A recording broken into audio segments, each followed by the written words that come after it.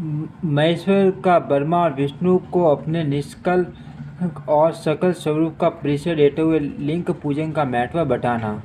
नंदीकेश्वर कहते हैं, तदनंतर वे दोनों ब्रह्मा और विष्णु भगवान शंकर को प्रणाम करके दोनों हाथ जोड़ उनके दाएं बाएं भाग में चुपचाप खड़े हो गए। फिर उन्होंने उन्होंने वहाँ साक्षात प्रकट पूजनीय महादेव जी को श्रेष्ठ आसन पर स्थापित करके पवित्र पुरुष वस्तुओं द्वारा उनका पूजन किया।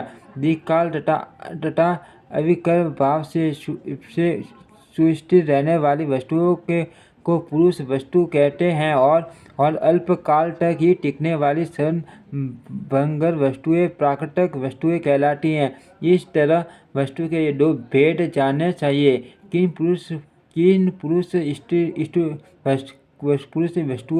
वस्तुओं से उन्होंने भगवान शिव का पूजन किया, यह बताया जाता है। हाँ, नूपुर।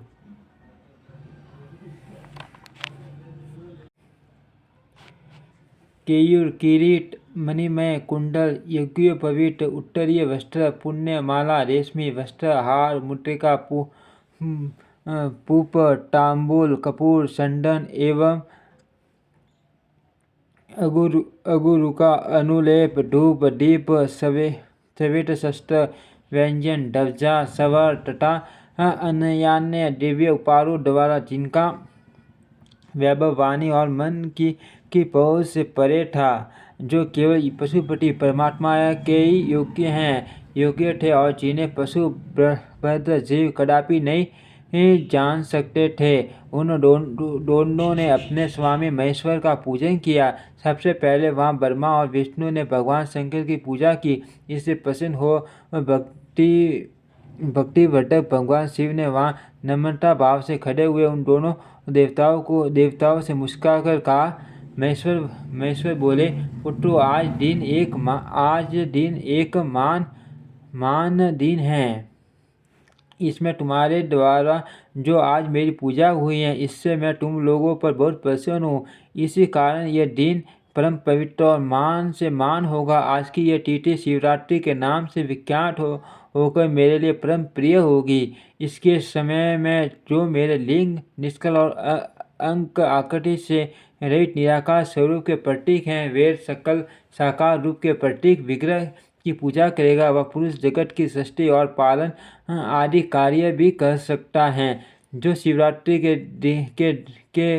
शिवरात्रि को दिन रात निराहार एवं जितेंद्रिय रहकर अपनी शक्ति के अनुसार निश्चल भाव से मेरी यथोचित पूजा करेगा, उसको मिलने वाले फल का वर्णन सुनो। 1 वर्ष तक निरंतर मेरी पूजा करने पर जो फल मिलता है, वह सारा फल केवल शिवरात्रि को मेरा पूजन करने मनुष्य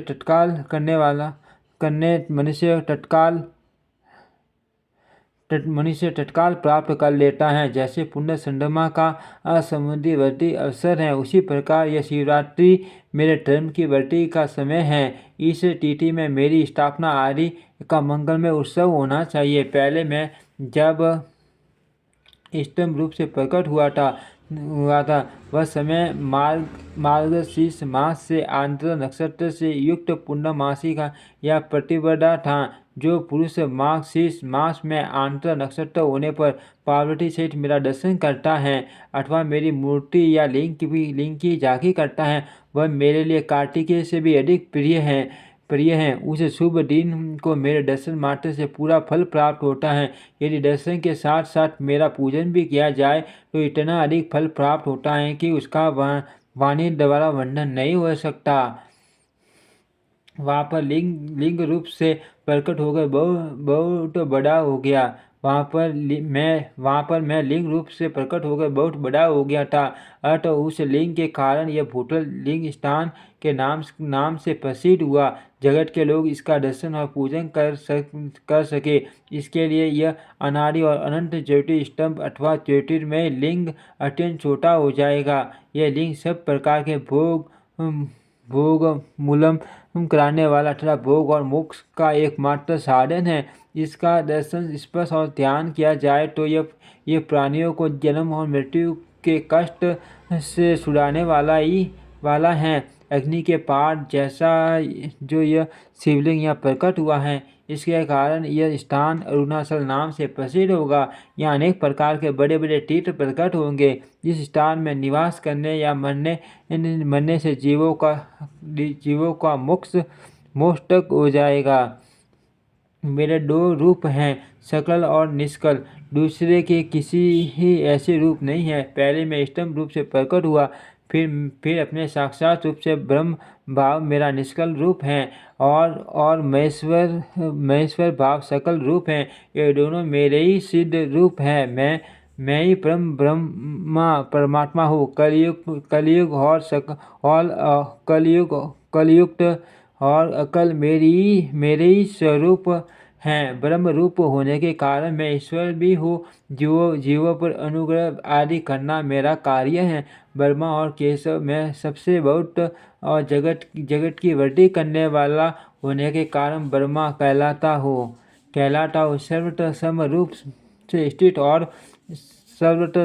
से स्थित और व्यापक होने से मैं ही सबका आत्मा हूँ। सड़क से लेकर अनुग्रह तक आत्मा या ईश्वर से भिन्न जो जगत की संबंधी 5 करते हैं, सड़क से लेकर अनुग्रह तक जो जगत संबंधी 5 करते हैं, वे सदा मेरे ही हैं। मेरे अतिरिक्त दूसरे किसी के नहीं, क्योंकि मैं ही सबका ईश्वर हूँ। पहले मेरी ब्रह्म रूपता का बोध कराने के लिए निष्कल लिंग प्रकट हुआ था। फिर अज्ञात ईश्वर का साक्षात्कार कराने के निमित्त मैं साक्षात जगदीश्वर सकल रूप में तत्काल प्रकट हो गया। अर्थ मुझे जो ईश्वरत्व है उसे ही मेरा सकल रूप जानना चाहिए, तथा जो यह मेरा निष्कल स्तंभ है वह मेरे ब्रह्म स्वरूप का बोध कराने वाला है। यह मेरा ही लिंग चिन्ह है। तुम दोनों प्रतिदिन यहाँ रहकर इसका पूजन करो। यह मेरी स्वरूप है और मेरी सामीप्य की प्राप्ति करने वाला लिंग में नित्य अभेद होने के कारण मेरे इस लिंग का मान पुरुषों का भी पूजन करना चाहिए। मेरे एक लिंग की स्थापना करने का यह फल बताया गया है कि उपासक को मेरी समानता की प्राप्ति हो जाती है। यदि एक के बाद दूसरे शिवलिंग की भी स्थापना कर दी गई तब तो उपासकों को फल रूप में मेरे साथ एकत्व सायुज्य मोक्ष रूप प्राप्त होता है। पदांतय क्या शिवलिंग की स्थापना करनी चाहिए। मूर्ति की स्थापना उनकी अपेक्षा गौण क्रम है। शिवलिंग के भाव में सब ओर से शरीर मुक्ति युक्त होने पर भी वह स्थान क्षेत्र नहीं कहलाता।